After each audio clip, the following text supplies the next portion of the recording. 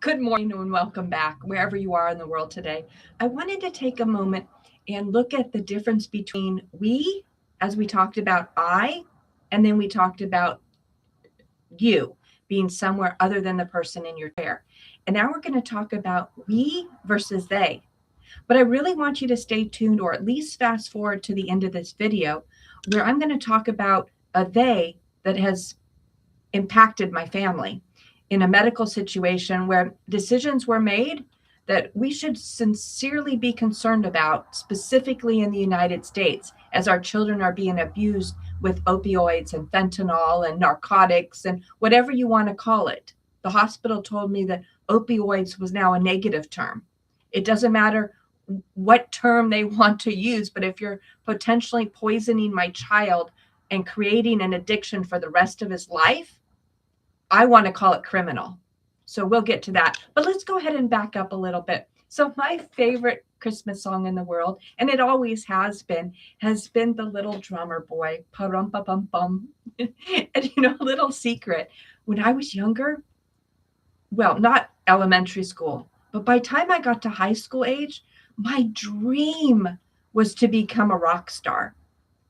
Not that I was ever going to go down that pathway. I mean, I sang in the school choir, and even in the university, I got a minor in singing, but I can't sing.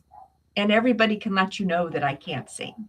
But I had so much fun in the excitement and the preparation for the shows and being on stage. Well, the stage part actually terrified me. I was an extreme introvert.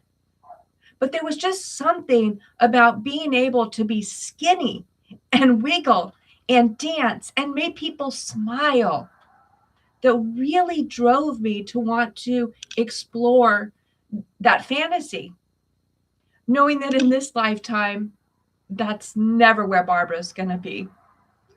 As we gain our momentum here on this rock, I get further and further from that possibility. I've often joked that in my next lifetime, I'll do that.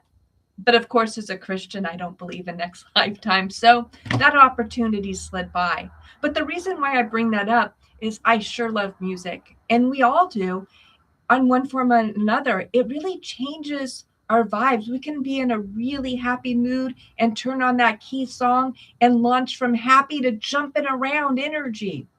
We could wake up on the wrong side of the bed and play Christmas music as an example, and you can't help to have it warm your heart. So here we are today. I want to look at we versus they. This is really the next level that we need to understand because, again, we're on a pathway of determination. We're not working for other people anymore.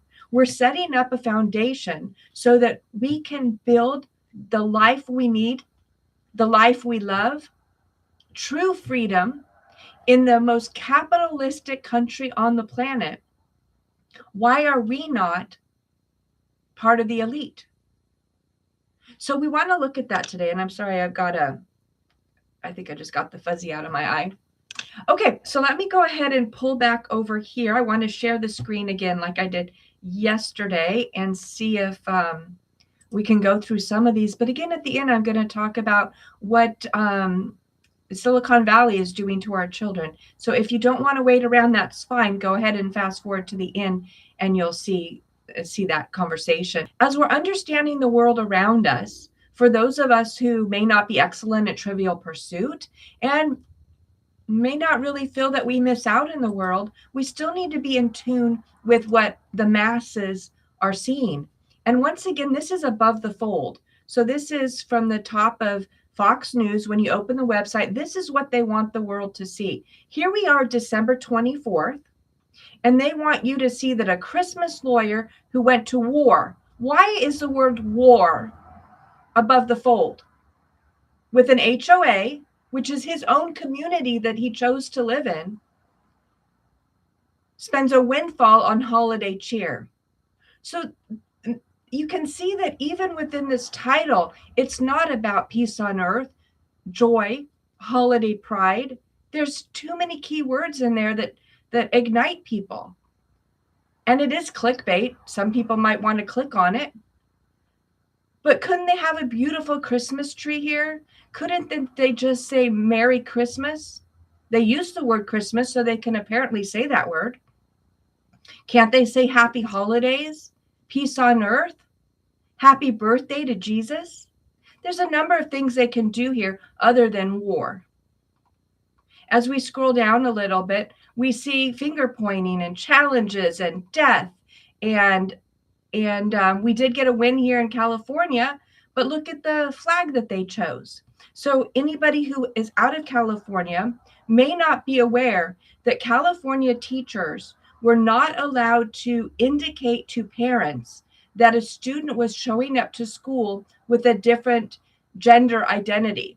Now, you and I both know gender is made up. And then based on what we've seen biblically and also scientifically, there's two sexes. So California, with all its wisdom under this wonderful governor, has decided that if a child shows up at school, let's say Joey shows up at school and Joey now wants to be Joelle and wants to be referred to as a she, the teacher can get fired and even sued if they dare contact the parents and say, by the way, your student missed class today. And then instead of saying he, says she, lawsuit. That's horrible. How dare you do that indication? So a couple of teachers in Escondido, California, which is down south, took it upon themselves to challenge California, because what it was doing was not telling the parents, hiding what the child is going through, but worse than that, and that's pretty bad, they proved that the schools themselves were initiating the manipulation and the propaganda to get children to consider other genders and live a manipulative and prideful yet hidden secret lifestyle around that. We can see the number of problems. But anyways, today is December 24th. So these are what they choose to have on their main page. I might suggest something like this picture from, I think that's time.com. That's beautiful and peaceful. And back to my song, Param pa pam pam, sets a different tone, doesn't it? So as we move forward, I want to look at the difference between we and they. We talked about I, and again, I is the person sitting in your chair. You would be, from your I perspective, somebody other than you, somebody that's not sitting in your chair. Today, we're going to talk about coming together, we as part of society. But we've got to be very, very careful, because as we talk about the we, are we really a unified society? As you're creating your clusters of the school, the education, the influencers, the community you want to live in, we've always heard location, location, location as part of a real estate mantra. But have we really thought about what that means? What about the we as far as who's educating your children? And many of us have that image of who's educating my children in K through 12. What about in university? You know, Charlie was adamant and even wrote the book, The College is a Scam. Now, we've got a solution for that, and it's absolutely going to blow your mind if you're not aware of that. It's an option for children to check that box, get a phenomenal, fully accredited degree for only a few $1,000s on their time and be off to the races with their own business. Because have you ever wondered why a child would go through K through 12 grade? And apparently that's not enough. They do pre-K now and even pay for preschool scenarios for many of them. So that K through 12, and any child who comes into this country gets free education through that period because they want them indoctrinated in that system. But then the prime of our lives, where we have the most amount of energy, our brains are really clicking, we can learn, we can grow, we can develop, are really right around 20 years old. So individuals go through high school and graduate, and then they're fed into the college system. Whatever self-belief they had left, they're put in a dorm. They're told their parents were wrong in words that aren't that direct. It's very manipulative. The wool is pulled over their eyes. They come out the other side, and parents don't even recognize them anymore. Many of these kids come out and they won't even talk to their parents anymore. They're horrible human beings. And we've seen this across the scale of very wealthy individuals all the way to individuals who are new in this country. Their parents are the enemy. Nobody believes that. That's not where we live today. Now, you can always point out a few outliers, but the reality is parents love their children. Parents will do anything for their children. But parents are busy trying to survive. Parents are busy trying to get from day one to day two, where a paycheck would barely last a month. For many families, it barely lasts the first half of the month. And so we're left with children that are pushed back into a government structure. Now, the one wonderful thing that we saw in Silicon Valley during lockdowns, the freedom of our children. For those of us who decided not to stay in our homes, to get in our car and to drive around the country, to drive out of the lockdown scenario that we had, the extreme socialism that we faced, we saw the world, we saw the freedom. And to those of you who live in cities that are free, keep them free. Stand and fight for that. But you're in a community where location matters. The real estate you bought in that community matters.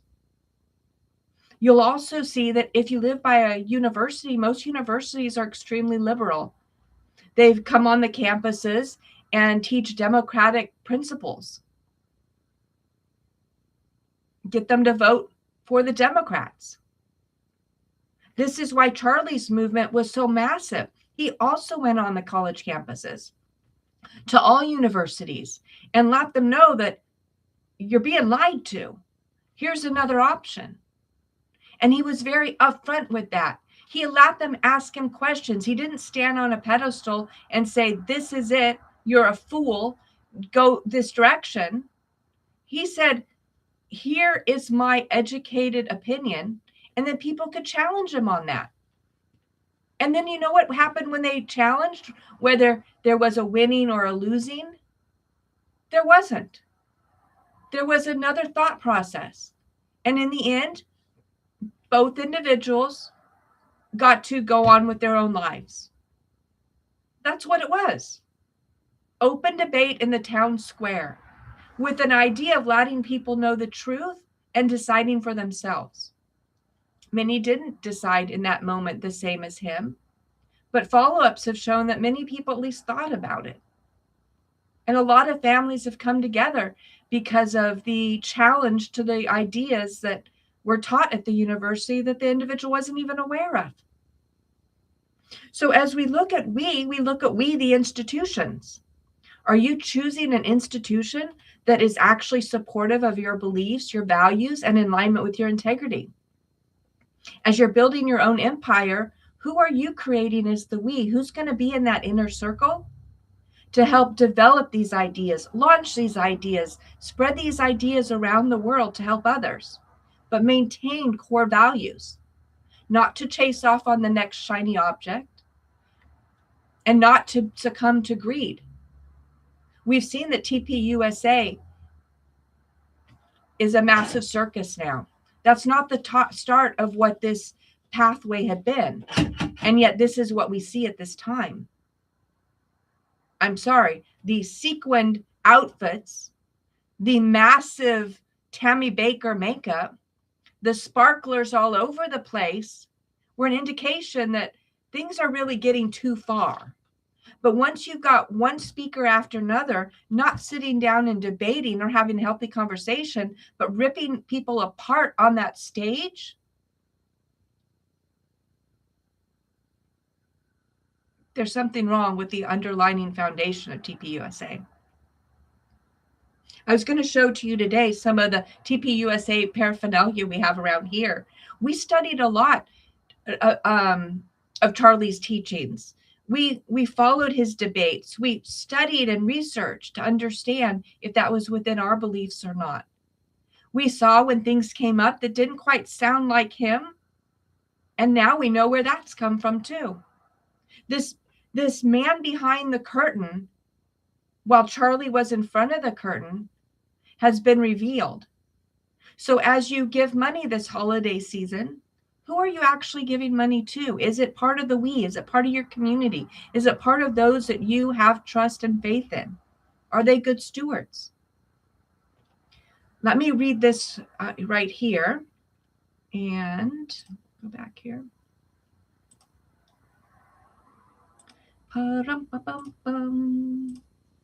Okay, here we go. To understand we versus they. Now, this is ChatGPT. As we move forward in this conversation, specifically next week, we're going to get more into using technology tools. Tech reality is what we're going to focus on. This week has been for two reasons. One, to really warm up, get YouTube going. As I noticed before when we did recordings, there's always lapses and changes, and the go live button doesn't often appear. And we're seeing that. But I also saw the more that people use it, maybe it's YouTube's algorithm, maybe I don't know why, but things just plug and play at that point. So we're just working out the bugs, we're moving forward. Meanwhile, we are laying the foundation of who you are. So when you build your business, when you're laying the foundation for the rest of your life, and we will go through the important circles of your life to make sure they're taken care of. We will go through an exploration of what business options might be right for you. We're going to go through digital marketing so you can grow at scale. We're going to go through the top jobs coming up. AI is not taking all the jobs. AI needs a human in order to balance in this world. These have to be human in the loop decisions, human in the loop tools. Be at the forefront of that and be a pioneer. This is the pathway we're going down. But here, we're looking at, to understand the we versus they mindset, consider these key points. Recognize the importance of group identity in shaping perspectives. We've seen a lot of studies on group identity and peer pressure and propaganda, why marketing always had such a big budget and it works. I'm pausing right now because I saw last night the expose on honey, and I'll add that in here in a minute. I'll look that up as well. Acknowledge how we fosters a sense of belonging and unity. Understand that they can create an us versus them, and that's what we're looking at today. Mentality leading to division. That's what the DEI movement is all about. That's what Black Lives Matter was all about. Reflect on how stereotypes and biases can influence perceptions of others.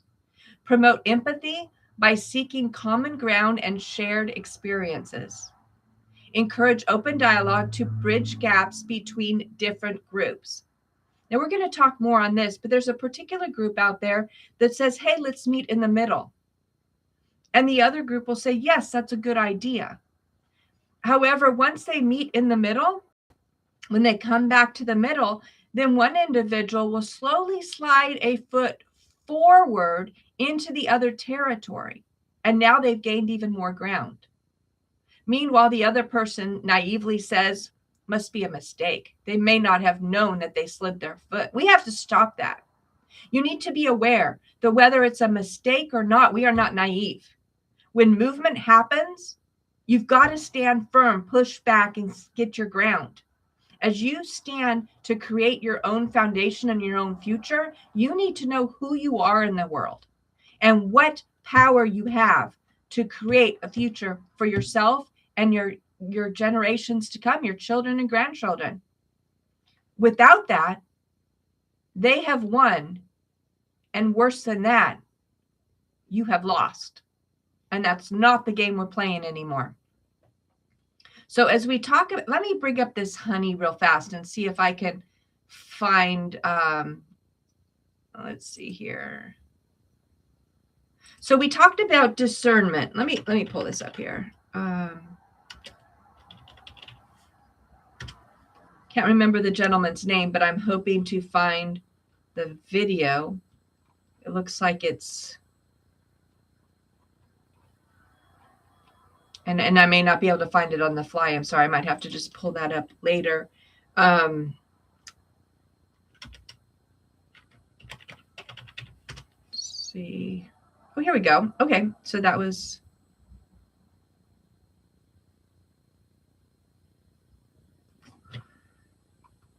Okay, here, let me grab this, and thank you for waiting here. I think this is important enough to bring up. Okay, so let me see if we're still here sharing.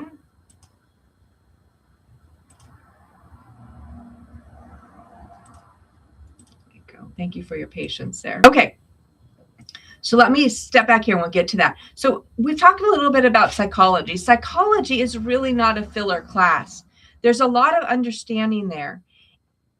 There's, we've got Maslow's hierarchy of needs, which is on the screen here right now. People have to have basic needs met before they can grow. Most people are not going for self-actualization, which is known to be at the top of the pyramid. But most people are beyond survival. So as you hire and grow your staff, you need to make sure that their basic needs are met so that when they come in the door, they don't have to worry about paying their bills. They don't have to worry about transportation to the office. They don't have to worry about food on the table. All those needs need to be met by a company. Now you can say, well, that's a socialist or communist perspective. Well, I challenge that. I really do. Because in a capitalist world, to pay for an ROI. What are you going to get in return for that investment? And the better you treat your staff, the more you get them to focus on your end game, the more dedication you're going to get. It's a win-win all the way around. Now, there's other psychological perspectives that come up. We reviewed this one yesterday regarding socialization. But again, it all comes back to discernment and making sure that you are applying your own inner thoughts, your own inner guide to make your own decisions. Yes, we do judge books by its cover. And we don't walk up to a book based on nothing. We have education. We have experience. We have beliefs from our families, our community, and those that we've created for ourselves. We have values and we have integrity. I gave an example yesterday. Discernment is important. It's important to survival, and it's important to not failing. So what we have here is honey, and there's a number of videos out there, and I'll have to pull the one that I saw yesterday. But there's honey, as you know, is the browser that would sit in your computer. So just attach right to your browser. Some people had to opt in and choose a partnership. Some people chose an opt-in agreement, whatever those terms would be. Apparently there were different flavors of that. And then some people just could add the browser. When that browser was on there, it was stealing massive amounts of data from you. And you know what it was also doing? It was stealing money out of the pockets of the merchants, because it would work as an intermediate and give discounts that the marketplace, the businesses had maybe offered to one person went and used. Honey grabbed it. And then after they grabbed it, they asked, do you want to share it? And apparently this is allegedly, based on the videos that we've seen and the algorithms that were put in place. It didn't matter if the person said yes or no, because they'd already grabbed it and posted it for anybody else who'd been out on the site. Now, one of the terms of service, and this is really key that you got to wake up to this. It says that we do not sell your data. And yet, as soon as you click on the button right next to that links to the terms of service, it tells you how they sell your data. Now, whether or not they sold it in packages or individuals, we know that if it was free, you are the product. You are what they're selling. So when we look at what YouTube was bought for, it was, I think, around 1.6 billion, and what TikTok was bought for, sub 1 billion. And I think Instagram was the other one. Excuse me, I still have the fluff on me. Was bought. The three of those together are just a little over $3 billion. So why did PayPal pay $4 billion for the Honey extension? $4 billion. Because of the access to all that data that it collected on you. It followed you around the web. And this is one of the, from a cybersecurity perspective, although I didn't see any evidence of this whatsoever with Honey, with the Chrome browser extension, or browser extension rather, could be Chrome, it could be any of the others. And it's not just Honey now, there's a whole dozen others that are doing these as well. Retail Me Lot was in there. I think Pi was in there. There's a number that are allegedly being looked at. They can hop if you've got other browsers open. So let's say that you want to do your banking. I highly suggest you never do your banking on a mobile device. And if you're going to do it on your laptop, use it on a browser that you don't use for anything else, and certainly don't use for any of the AI products. And do not have any browser extensions, because if you have the banking open and you have a browser extension, they can hop the different tabs you have open and gain access. They can monitor keystrokes, everything that they can do. They are doing, they have done, and they will continue to do. This comment that I've done nothing wrong, it doesn't matter if somebody's watching me or not, is out the window. You have a digital footprint, and that digital footprint may or may not be important to you, but it is $4 billion worth of importance to PayPal and to every other company on this planet that's looking for an exploitation. So this is where I want to switch from we talked about location of your community, the choice of your schools. Now I want to talk about they. Who is they? So we included you in your chair and the community that you started. They includes everybody other than you in your chair and the people that you can walk up to and have a conversation with. It's a little bit broader than that. So let's say that you go down to a neighborhood box store, and on the shelf they have an item that is $50. And there's hundreds of the items there. So they've stacked the whole shelf. It's not like the customer came by and put down one item. And you have the ad. And the ad said this item is $50. So they have marketed it. They've let people know that it's going to be for sale. They've stacked their shelves with it. You could go to any other location and see the same thing. Except when you go up to the front, it's $60. And you say, well, here's the ad and here's the items. Well, did you know a lot of stores this Christmas are being told that if a customer says it's another price, they can't argue, they have to change it? To me, that's theft. A cashier does not own the company, does not have the insights into the percentage or the markup or the necessary costs that have gone into buying that product.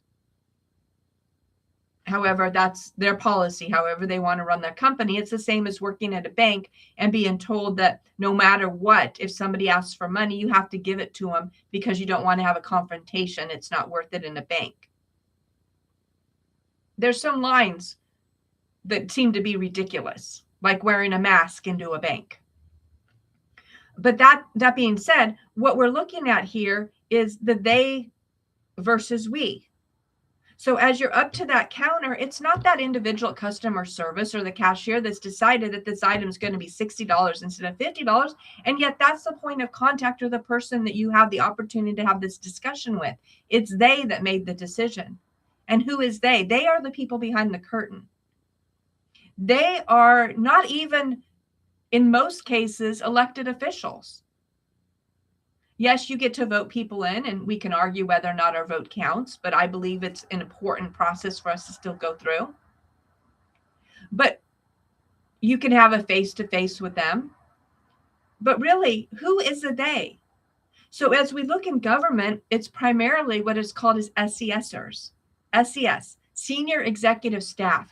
Their career, they've been in there for decades. They pulled the strings. They're not the political appointee. They're the one that knows how to hide, divert. What is the term called? Spin the news. There was a different word I was looking for there, but they're the ones who propel the initiatives through that really hit us hard.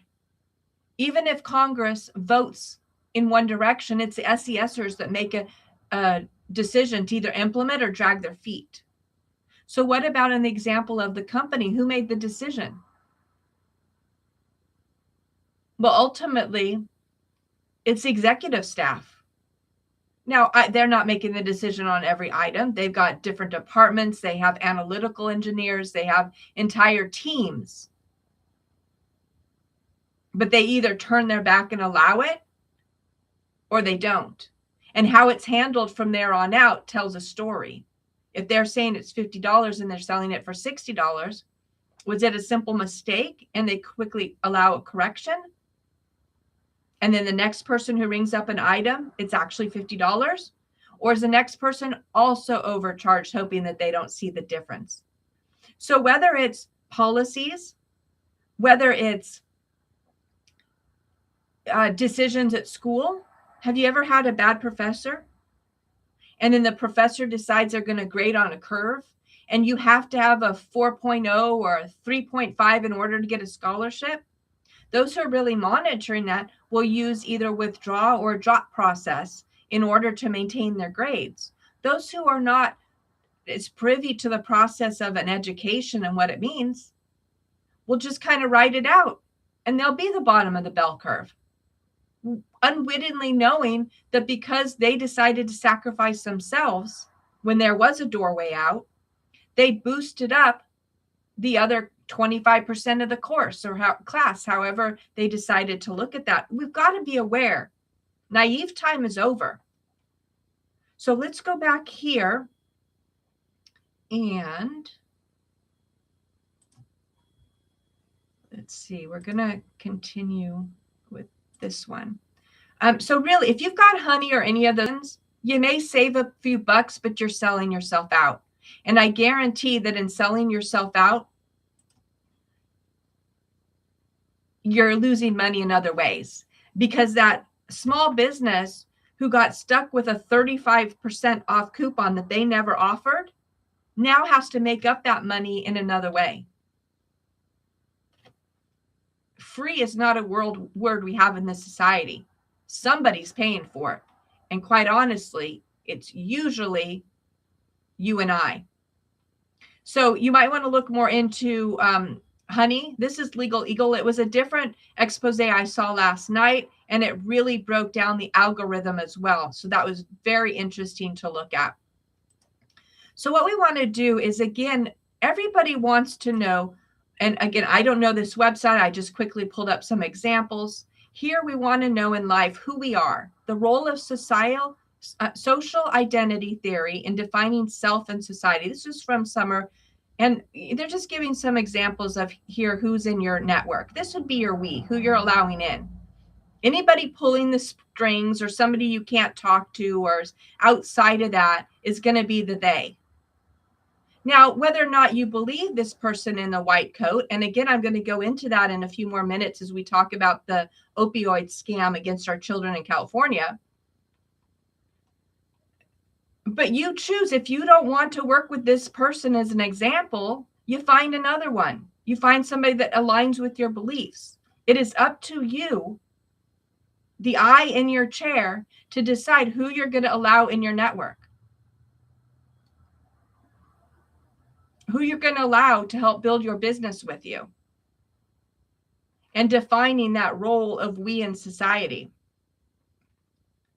The impact is severe.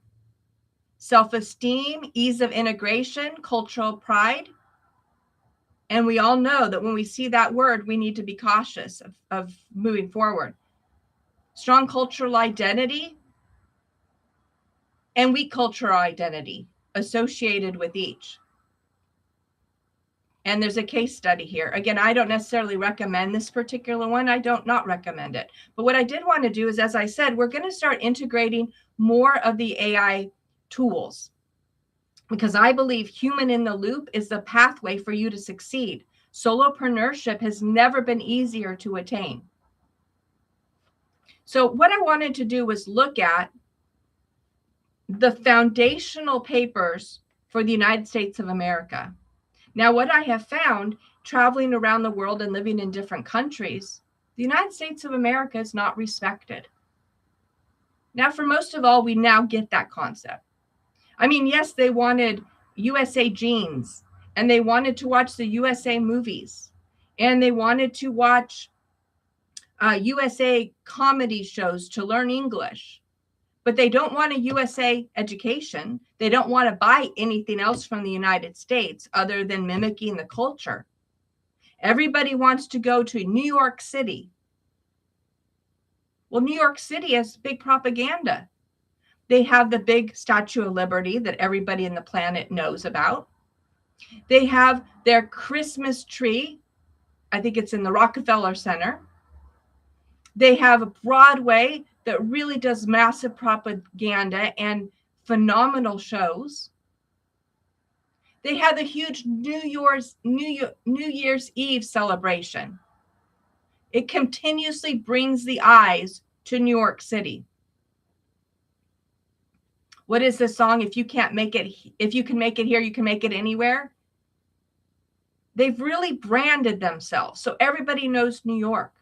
Yet when they get into New York, as we're seeing right now, or they get into any city USA, we're seeing a lack of respect. We're seeing a demand to change to a culture other than ours. We're seeing what we're seeing. So what we need to do is step back as individuals and understand the foundation of what this country actually is, not what we're being told it is. Not the off-ramp that has been taken. Let's get back on that freeway and make this a strong country once again. For everybody, for those who want to come and be a part of this culture, for those who were born in this culture, for those who want to continue to build businesses in this culture, for those who really want to be a part of the beliefs, values, and integrity. That's who we want to continue to work with. If not, just like in my household, I have specific rules. If you don't want to live under my roof, there's millions, what is it at? 300 million other homes in this country you can choose from. Well, there's other countries on this planet, as we saw from the Tower of Babel. Groups and cultures can be with we and succeed and share amongst themselves. And we can share and we can laugh and we can have joy and we can learn, but we don't have to denigrate ourselves in order to get there. So according to the U.S. Constitution, the role of government is to serve the people, protect their rights, and promote the nation's well-being. The role is explained mainly in the preamble and through the powers given to each branch of government. The preamble is the purpose of the government. Now, this is where many of us get it wrong. The purpose of the government is not to have the people follow the government. The purpose of the government is to serve the people. The preamble is on the screen here, lists the main goals of the U.S. government: to form a more perfect union, establish justice, ensure domestic tranquility, provide the common defense, promote general welfare, and secure blessings of liberty. And here they say protect freedom for current and future generations. What have we done to our future generations? We've poisoned them. We've saddled them with debt that they'll never get out of. at least not on this trajectory. And we've given them such crappy education that on all of the first world countries, the United States ranks usually either last or second to last. Does that even make sense? Yet we funnel trillions of dollars around the planet to make everybody better while we denigrate ourselves. Powers of the government. The Constitution gives the government specific powers, including making and enforcing laws, collecting taxes, regulating commerce, providing national defense, conducting foreign policy. So this is what the power of the government is. Yes, they can collect taxes. 3, protecting rights and limiting power. The Bill of Rights protects individual freedoms. This is where we learn about freedom of speech, freedom of religion, and due process. We learn about the Second Amendment, which, as people say, the Second Amendment is to make sure that we don't lose the First Amendment. The government's power is limited by checks and balances and federalism, so no single branch becomes too powerful. So we've got 3 branches of government. They check and balance each other. We don't always get what we like.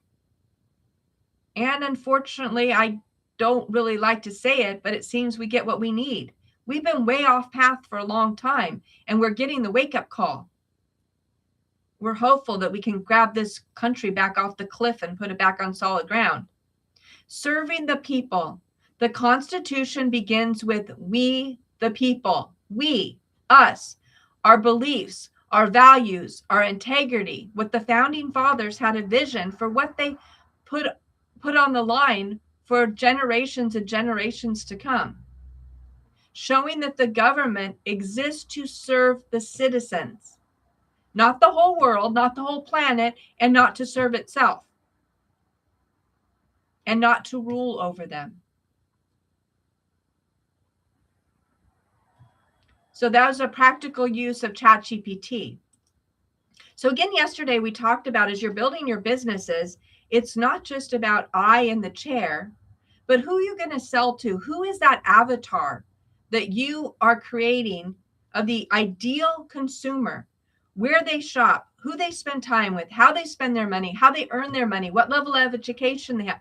We're going to go through a whole chart on this, but these are some of the things you really want to hammer down. Yes, you've got a widget that's going to be in every house on the planet. That's not the avatar. The avatar is nailing down the one specific individual, what that person is, who they are. Make sure that you're selling to that one individual. They have a need, you're providing a solution. That's as simple as business is. And again, sell something, brand yourself and sell something to get out of this treadmill of life, of careers that keeps keeping you at a low salary and giving you the boot. We're not playing that game anymore. New game in town. So I refreshed this right before I came on. Let me go ahead and refresh this one more time. This is the last 24 hours. And this is what we're seeing for trends. So it says about the same. We've got Walmart as the number 1. Did you invest in Walmart?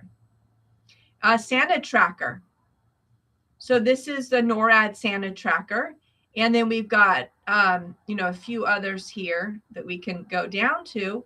But you can really see, is this really what people are looking for? Is this what bots are looking for? Is this what people, way down here, Christmas movies. I would have thought that would have been much higher. But if we can just keep monitoring this. And if you were to launch content or try to reach somebody, this is what you would post at this moment. This is where the traffic is going. So what I want to talk about now is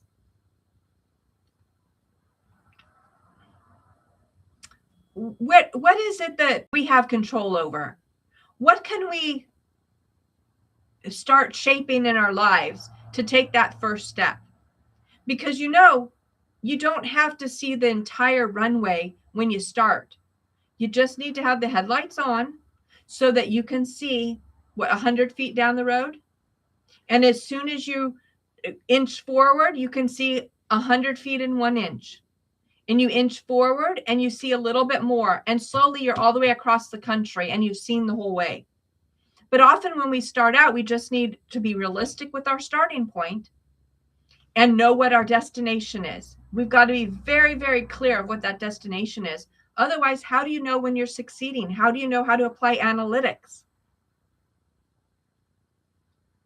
Your personal roadmap in alignment with the growth of your company is going to be key to success, to staying on that road, to not taking detours, to not go and be a tourist when you have a place to be. We're going to map out that solid roadmap so that you know the direction, the intention, the pathway, the benchmarks, the timeline that you have. Success is on your horizon. That's where we're going. So what we want to do is separate what you cannot control. Let me pull this back again. Separate what you cannot control from what you can. That's logical. If you can't control it, isn't that the serenity prayer? Grant me the wisdom to know the difference. Invest in portable skills, not job titles. This is key to branding who you are.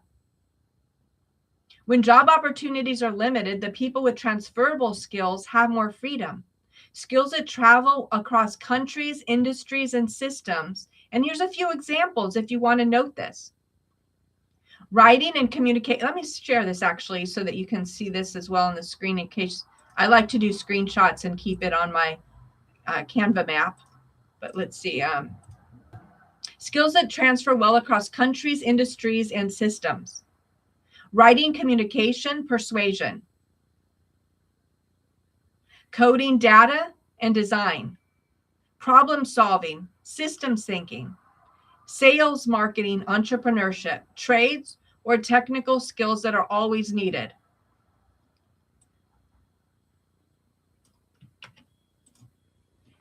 Skills, these skills let you work remotely, freelance, switch industries, leave bad employers, and eventually leave the bad system if needed. So this is really key. I'm just grabbing this here so that we can make sure we put that down below in case somebody wants to grab it.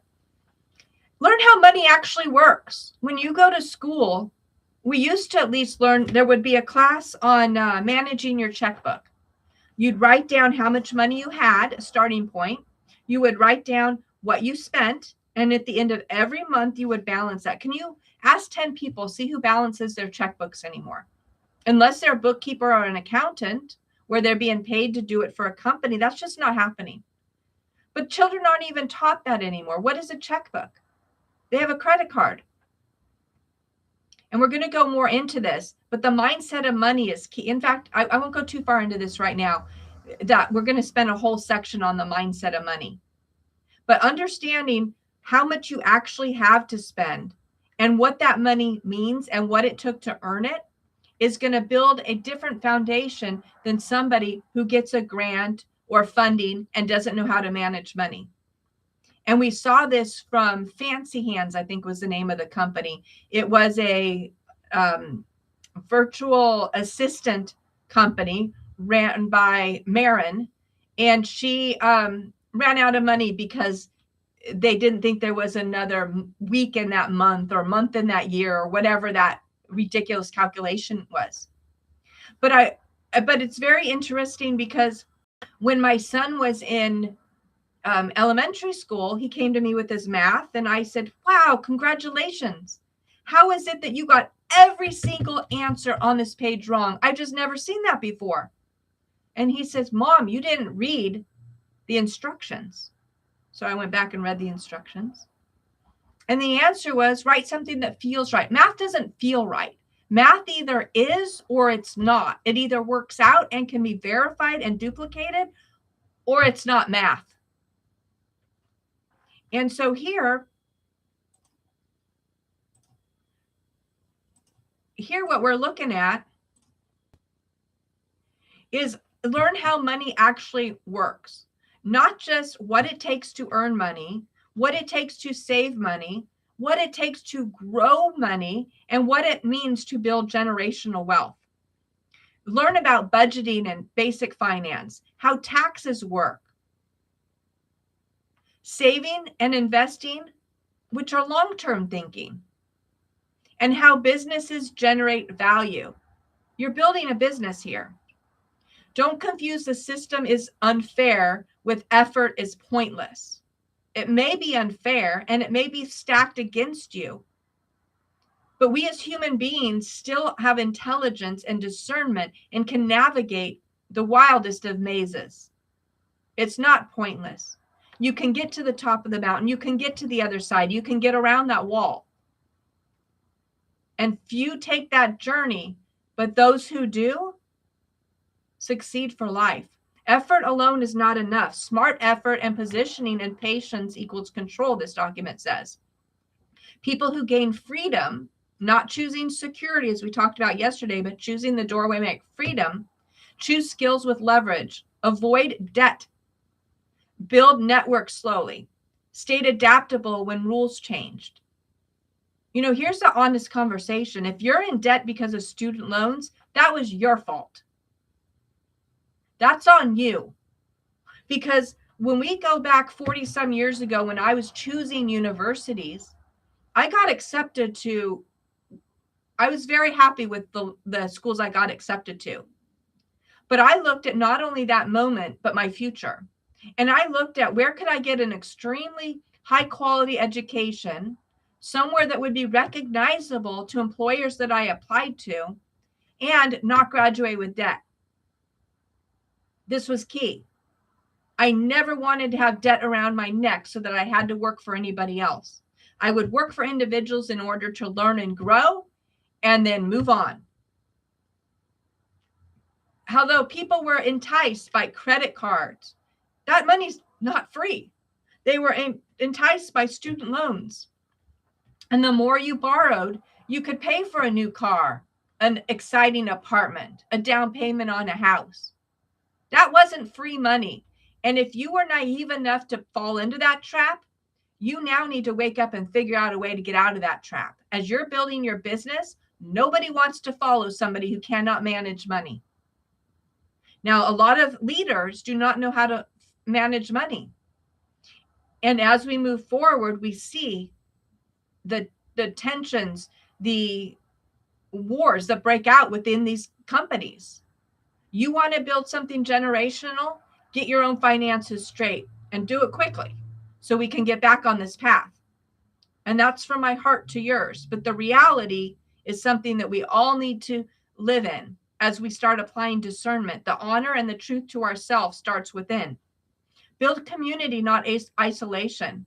Build that network, mentors, other people who are learning the same skills. Meetups are still a great place to go. Communities focused on growth and not outrage. Don't spend your time on negative thinking. Don't be out there protesting. Focus on growth. Sell drinks. Go sell water or hot cocoa to protesters if you want to be out there. Don't put yourself in danger, but sell something. Channel your anger into competence. If something is upsetting you, figure out a solution. Find the need and figure out a solution. That's business. Don't let it burn you out. Don't let it set you off. Don't make it off ramp. Don't let it fuel. Really understand the decisions that you make set you on your outcome. Long-term change systems from strength, not desperation. Gain education and skills. In this world, every year you've got to be upping your game. With AI this year, every month we're seeing new advancements that you've got to learn quickly, extremely quickly. Luckily with AI, it's very simple, but you got to keep out there. You got to be nimble. Understand how power actually works. Who holds the power? How do you gain power? How is it that when you walk in a room, you command the focus via your own energy in that entire room? That manifestation of that energy and focal point and power is going to be the mastery that you need to be the leader. That doesn't come from anybody else. That comes from inside of you. Understand how power actually works. This is key. We're going to keep focusing on that. Act locally before nationally. Understand that avatar. Understand that one person. Master it before you grow. Stay grounded instead of consumed by bitterness. Find joy in everything is one point that we're taught. In everything. So that's ChatGPT's version, and I'm going to post this down below as well. The skills that travel well across countries and the skills that that freedom allows you to have. Now, I told you that, oops, let's see. Here we go. I wanted to tell you, this is actually very, very important. This is a little bit of a story, but it really ties into we versus they. And this is what we faced over the last week. So my son goes to a school where somebody broke his hand. Let's just leave it there neutral. There's other insights into that, but for purposes here, somebody broke his hand. So he had to go to the emergency room. They determined that one of the fingers was completely broken from the hand. So he was going to have to have surgery. So we knew about that a few days in advance. I did an immense amount of research in order to understand the reality of what that would be. So we show up on the day of the surgery, and it's very interesting. My first question is, are all people working in this facility actual Sutter Health employees, or are they contractors? And we have to ask that because we're monitoring our own money. A lot of these health organizations will bring in a contractor that isn't paid by your insurance or your insurance approval. And then all of a sudden you're stuck with tens of thousands of dollars of debt when you already got a pre-approval. And this game is, it can bury people. People lose homes over medical debt. So this was one of my first concerns. The next concern was, let me go forward here, is I wanted to know what drugs are used in the anesthesia process. And so I have this site here, what drugs are used, and I'm not going to read this. Oops, let me see if I'm sharing it here. Actually, I'm not going to share that. I'll just kind of read it over with you. But what drugs are used in the anesthesia process? So we have a variety of different drugs that are normally used depending on local anesthesia or general anesthesia. In this case, my son was going to be put completely out. So they told me that they were going to use a propofol, which we became known from Michael Jackson. But and then another sedative, which if they named, I didn't grasp it. And then they told me they're going to use fentanyl and another narcotic. Now, I'd already told 3 people, the check-in, the nurse, the doctor, that we were not allowing any opioids. And as I saw, they'd already put an order into the pharmacy for us to pick up opioids. We didn't need that filled. He's a strong kid. His father and I both do not have high pain receptors. We're very resilient. There was no need for that. Why was that already put to be filled? The next thing I wanted to be clear is it was not going to be in his IV that nobody could control. So everybody said okay along the way until the anesthesiologist came in. Now, remember, I had asked, is everybody part of this clinic? Nobody is from outside or contractor. Her badge was the only one turned around. Now, she may or may not have been. I can't challenge that she wasn't because I don't have evidence. And everybody said, the front desk had said they were. They were all like a family in there, not familiar related, but, you know, they work together in and out. So they back each other up. But the anesthesiologist came in and told me the 4 drugs that would be used in the cocktail to put my son out. And I told her no opioids. And I was told opioids is not a term that we use anymore because it's got negative connotations. Yes, it has negative connotations. And the majority of the addictions start somewhere in a hospital setting. Once you've taken a pain receptor and introduced it to an opioid, the body will continue to search for that for the rest of its life. And many forget, oh yeah, you know what? When I was in that doctor's office when I was a kid, this happened. Many don't tie it together, and there's no accountability for the medical community to watch over our children.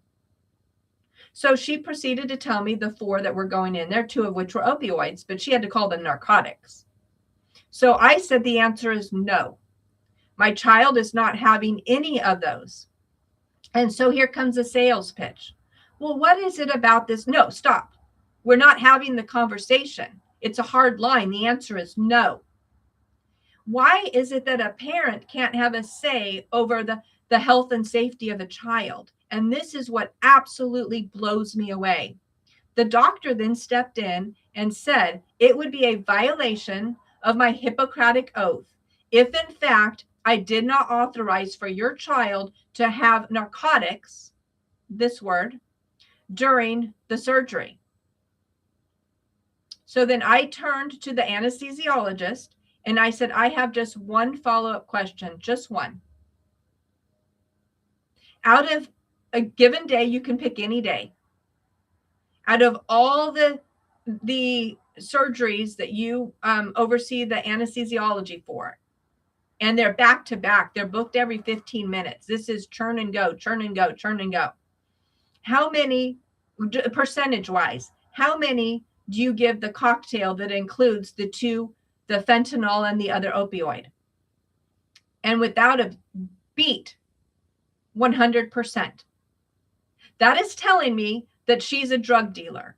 She is selling a product that we don't have a menu item to know how much it costs. We're not given an option. It's forced upon us. And it has nothing to do with the child or the patient. So then I turned to the doctor and I asked, what is the process? We understand that the child will be put out completely, which seems kind of odd for this anyways. And then once he's out, he'll be put in the operating room. They will go ahead and reattach the finger, put 2 small rods in, which are kind of like sewing needles, as an example. They make a little X in there to hold it stable. And then they bandage it up and it's gone. It's in and out. But before they put those needles in, they put a shot right there locally after general anesthesia. Kid is completely out. Right there, it'll stop pain for 3 days. Why then do they need opioids to stop pain? What other pain would there be? We're not talking about another part of the body. We're talking about 2 little needles being stuck in a hand that's going to be numb for 3 days.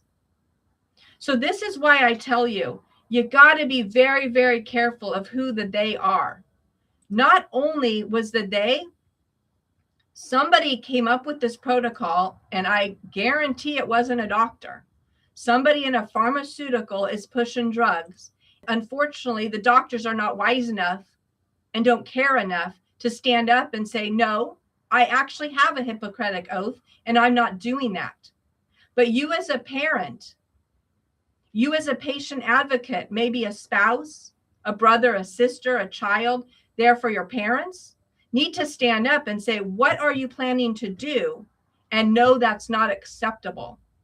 For any of you in California that have gone through birth and had a birth plan and shown up in the hospital with your birth plan and being told that they don't care, that's not the way they do things, you understand real fast that money and greed is driving this industry. And this is why we have so many people addicted to drugs in California. It's being pushed through our own medical system, and in this case, to a very young boy. It's absolutely disgusting and inexcusable. So you can use a ChatGPT or other to look at when you're going in for a surgery or somebody you know, what is typical? And if it's outside that typical range, you know to ask questions. And this is where I wanted to get back to parum-pa-pum-pum. That's enough of a lecture and a talking. As we move from I to you to today's discussion of we and they, you've got to understand that as you're building the foundation for your business, this is really key.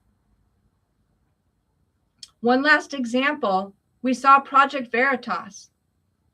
James O'Keefe. James O'Keefe goes out there and seeks the truth. There was a Babylon Bee sketch at one point that said that James O'Keefe went deep undercover by parting his hair on the other side. How is it at this point that nobody recognizes who James O'Keefe is if you're in a government or a nonprofit?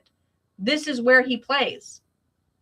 And he quietly asks questions while people vomit all over him with the theft and corruption and greed that they're involved in. And yet his organization too got snatched from under him. As we go into this holiday season and we celebrate the time with our family and friends and good cheer and find joy, and we're singing Christmas songs, really cherish those that you have around you. Take this moment to really give thanks for those who are around you. Not just a gift of giving or receiving, but a really nice note in a card, thanking people who are walking this journey with you, examining what their values are, what your values are, and how there could be a cross-reference between the two. As you're building your team, not everybody wants to be an entrepreneur. It's not an easy path. Not everybody wants to run their own business. And that you can go ahead and grow and shine and be a magnet and a light for others. Because as I've told you, January, February, and March, we're going to continue to see some struggles. But by April, the sun is shining. You grab the reins and you run with it, because we're going to be on a whole new economic field at that point. Why not be ahead of it? Be a pioneer and change the trajectory for yourself in freedom and for generations to come. Blessings to you and happy holidays.